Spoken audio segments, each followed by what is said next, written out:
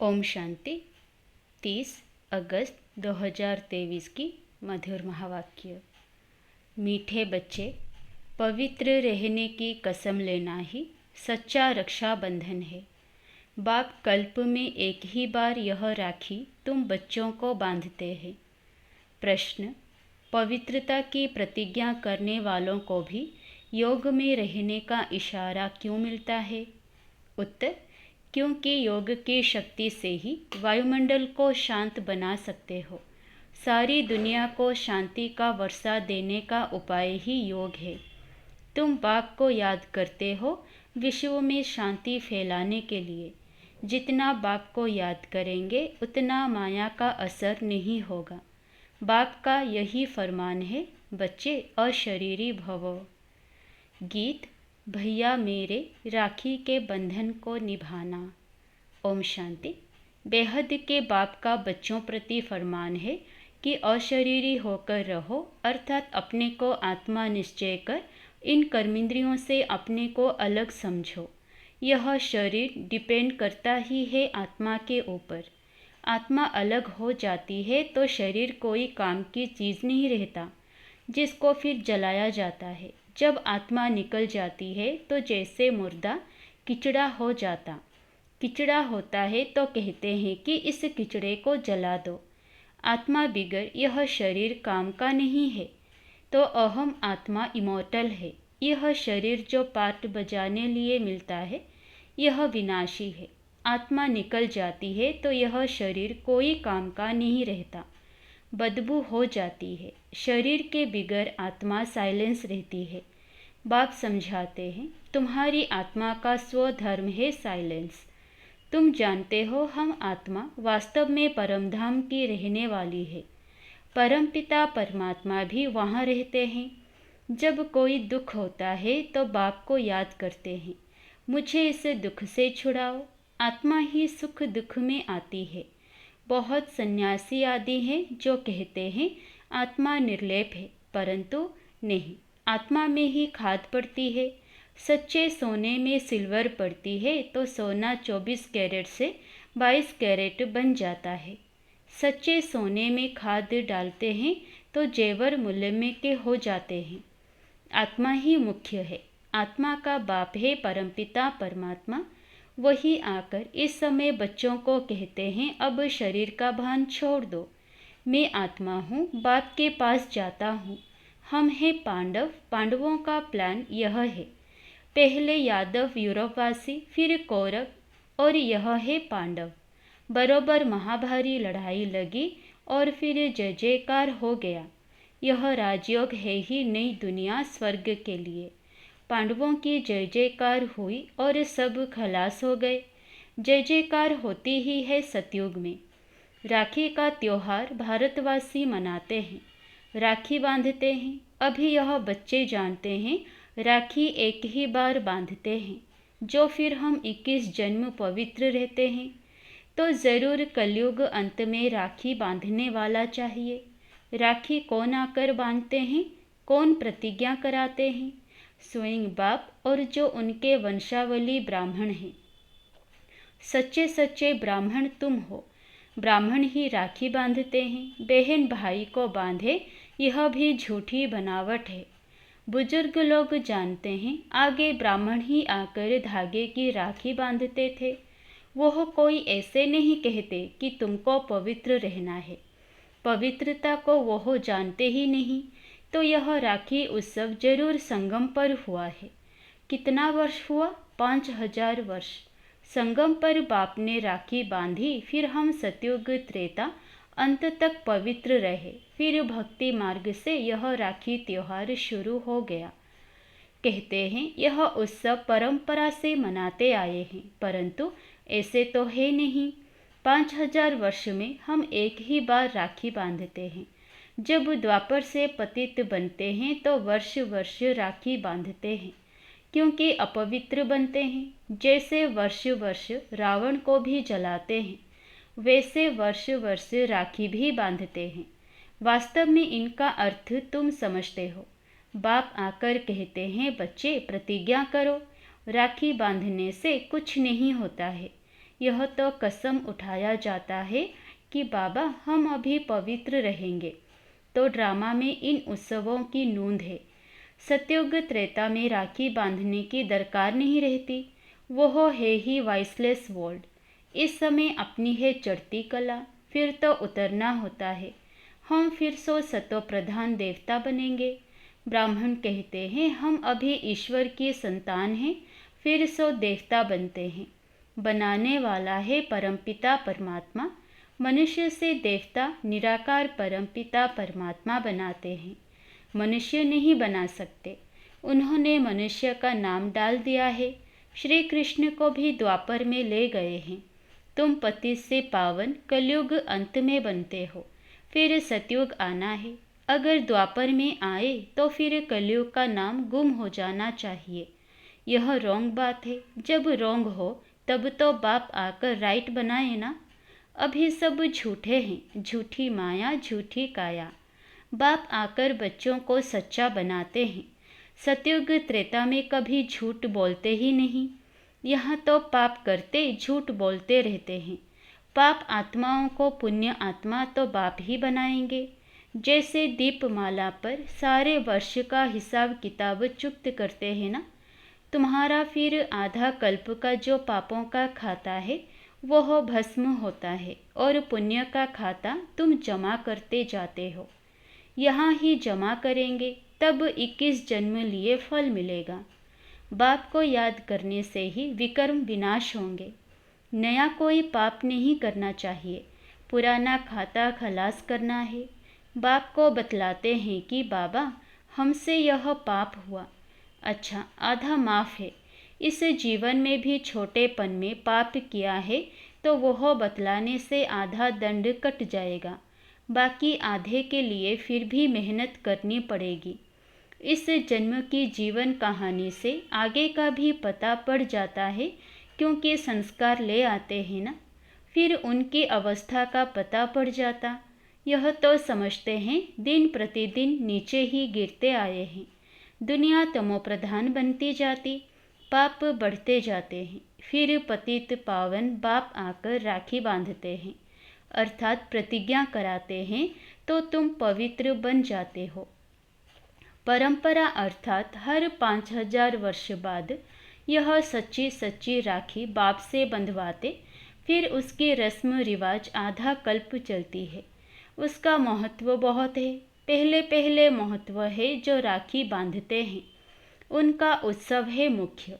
ऊंचते ऊंच उत्सव है शिव जयंती, जिसका कोई को पता नहीं है कि वह कब आए, क्या आकर किया। इब्राहिम, बुद्ध, क्राइस्ट आदि कब आए यह तो सब जानते हैं ना। उनसे आगे सतयुग त्रेता में क्या था वह हिस्ट्री ज्योग्राफी कोई जानते नहीं। देवी देवताओं की राजधानी कैसे स्थापन हुई, कितना समय चली, यह कोई जानते नहीं। मुख से कहते हैं सतयुग के लक्ष्मी नारायण सर्वगुण संपन्न, 16 कला संपूर्ण, संपूर्ण निर्विकारी थे। लक्ष्मी नारायण तो हुए महाराजा महारानी। उन्हों का बचपन भी चाहिए, बच्चों का किसी को पता नहीं है। राधे कृष्ण को फिर उल्टा द्वापर में ले जाते हैं। यह मनुष्यों की अपनी कल्पना है। सतयुग की आयु भी लाखों वर्ष लिख दी है, इतनी तो होनी नहीं चाहिए। खुद भी कहते हैं 3000 वर्ष बिफोर क्राइस्ट बरोबर देवी देवताओं का राज्य था। तो फिर सतयुग को इतने वर्ष क्यों देते हैं? सहज बात है ना, परंतु माया पत्थर बुद्धि बना देती है, जो बिल्कुल ही भूल जाते हैं कि हम देवी देवता थे। नंबर 1 ही जब नारायण बनता तो उनको यह ज्ञान नहीं होता। ज्ञान प्राय लोप हो जाता है। बाप कहते हैं अभी तुमको ज्ञान देता हूँ मनुष्य से देवता बनाने का। देवता बन गए फिर क्या सिखलाएंगे, दरकार ही नहीं। तो राखी का उत्सव भी तुम जानते हो। यह सब उत्सव वर्ष वर्ष होते हैं। कुंभ का मेला, सागर नदी का मेला भी बड़ा भारी लगता है। सागर और ब्रह्मपुत्रा नदी का मेला मशहूर है। सागर तो बाप है, उनसे पहले यह ब्रह्मपुत्रा निकली, फिर वृद्धि होती जाती है। सागर और ब्रह्मपुत्र का मेला देखने में आता है। वहाँ फिर है नदियों का मेला, उसमें भी साफ पानी और मेला पानी दिखाई पड़ता है। वहाँ भी हर वर्ष मेला लगता है। वर्ष वर्ष जाकर पति से पावन बनने स्नान करते हैं। अभी तुम संगम पर हो, बरोबर इस समय तुम ज्ञान सागर से आकर मिले हो। यह है संगम का सुहावना समय, जबकि आत्माओं का परमपिता परमात्मा से मिलन होता है। तुम बच्चे जानते हो, जो भी पर्व मनाते हैं वह सब अभी के हैं। आज है रक्षाबंधन, बाबा थोड़ी राखी भी ले आए हैं। अब बाबा पूछते हैं, किसको शिव बाबा से राखी बंधवानी है, वह हाथ उठावे। पहले 2-4 ने हाथ उठाया। फिर बाबा ने कहा, शिव बाबा से जिनको राखी बंधवानी हो वह हाथ उठावे। तो मेजॉरिटी ने हाथ उठाया। बाप दादा बोले, क्या तुम सब पावन नहीं बने हो जो राखी बंधवाते हो?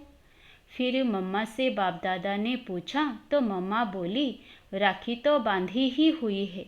देखो, बाबा ने बच्चों की परीक्षा ली तो सब फेल हो गए। मम्मा ने ठीक कहा, तुम तो पवित्र हो ही, बाकी ज्ञान की धारणा पर मदार है। खजाना तो मिलता ही रहेगा। जब तक जीते हो तब तक खजाना इकट्ठा करते रहो। पवित्र तो तुम हो, परंतु याद में रहने से तुम वायुमंडल को शांत बनाते हो, सारी दुनिया को शांति का वर्षा दे रहे हो। पवित्रता की ही प्रतिज्ञा की जाती है। बाप को याद करते हो शांति फैलाने लिए। यह भी तुम जानते हो, जितना बाप को याद करेंगे माया का असर नहीं होगा। माया के तूफान भी आते हैं ना। बाप तुम बच्चों को पढ़ाकर त्रिकालदर्शी बना रहे हैं। ड्रामा के आदि मध्य अंत को तुम जानते हो। तुम्हारा यह भूलना भी ड्रामा में है, इसलिए फिर से मुझे आना पड़ता है तुम बच्चों को राजयोग सिखलाने। शिव जयंती मनाते हैं परंतु अर्थ नहीं समझते। बाबा ने राखी लाई थी क्योंकि एक बच्चा नया आया था। यह पान का बीड़ा उठाना होता है। बाबा, हम राखी बंधवाते हैं, हम पवित्र बन क्यों नहीं बेहद के बाप से वर्षा लेंगे? क्योंकि इसमें पवित्रता है फर्स्ट। बेहद का बाप कहते हैं, आधा कल्प तुमने विषय गटर में बहुत गोते खाए हो। यह है ही कुंभी पार्क नर्क। 63 जन्म गोते खाए हैं। अब प्रतिज्ञा करो, बाबा हम भी पवित्र दुनिया में चल सुख का वर्षा लूँगा। परंतु हिम्मत नहीं देखते हैं। यह है ज्ञान मान सरोवर। इसमें ज्ञान स्नान करने से मनुष्य स्वर्ग की परी बन जाते हैं। भारतवासी लक्ष्मी नारायण आदि के मंदिर बनाते हैं, परंतु उनको पता थोड़े ही है कि वह कब आए थे। तो यह हुई अंधश्रद्धा। तुम बच्चों को अब बाप ने अपने समान मास्टर ज्ञान सागर बनाया है। जैसे बैरिस्टर पढ़कर आप समान बनाते हैं, फिर नंबरवार पुरुषार्थ अनुसार पास होते हैं। यह भी पढ़ाई है। एम ऑब्जेक्ट क्लियर लिखा हुआ है। शिव बाबा का भी चित्र है, परंतु समझते कुछ नहीं है। गाते हैं पतित पावन सीताराम। यह है ही रावण संप्रदाय। इसलिए बाप कहते हैं, अपनी शक्ल देखो, 16 कला संपूर्ण निर्विकारी हो। अपने को आत्मा निश्चय करते हो। तुम्हारी आत्मा का बाप कौन है, उनको नहीं जानते तो तुम नास्तिक ठहरे। फिर नास्तिक लक्ष्मी को कैसे वरेंगे? तुम जानते हो बरोबर हम बंदर संप्रदाय थे, अब हम श्री नारायण को वरने लायक बनते हैं। बाप कहते हैं, मैं तुमको माया रावण के राज्य से लिबरेट करने आया हूँ। फिर रावण का भूत कभी जलाएंगे ही नहीं। यह समझने की बातें हैं। जितना पुरुषार्थ करेंगे उतना अच्छा वर्षा पाएंगे। बाबा बता सकते हैं, तुम इस समय के पुरुषार्थ अनुसार क्या बनेंगे। आजकल मनुष्यों की मौत तो बड़ी चीप व सस्ती है।